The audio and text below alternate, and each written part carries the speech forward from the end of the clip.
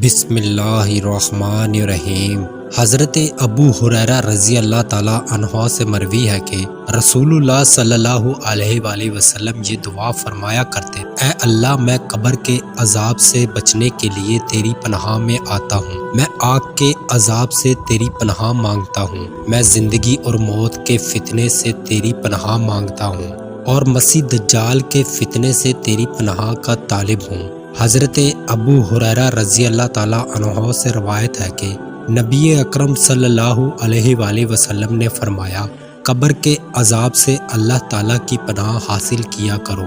زندگی اور موت کے فتنے سے اللہ تعالیٰ کی پناہ مانگا کرو، مسیح دجال کے فتنے سے اللہ تعالیٰ کی پناہ طلب کیا کرو۔ حضرت ابو ہریرہ رضی اللہ تعالیٰ عنہ سے مروی ہے کہ رسول اللہ صلی اللہ علیہ وآلہ وسلم 5 چیزوں سے پناہ مانگا کرتے تھے۔ آپ فرماتے تھے: تم قبر کے عذاب، جہنم کے عذاب، زندگی و موت کے فتنے اور مسیح دجال کے شر سے اللہ تعالیٰ کی پناہ مانگا کرو۔ حضرت ابو ہریرہ رضی اللہ تعالیٰ عنہ سے روایت ہے کہ میں نے رسول اللہ صلی اللہ علیہ وآلہ وسلم کو فرماتے سنا: جس شخص نے میری اطاعت کی اس نے اللہ تعالیٰ کی اطاعت کی، اور جس نے میری نافرمانی کی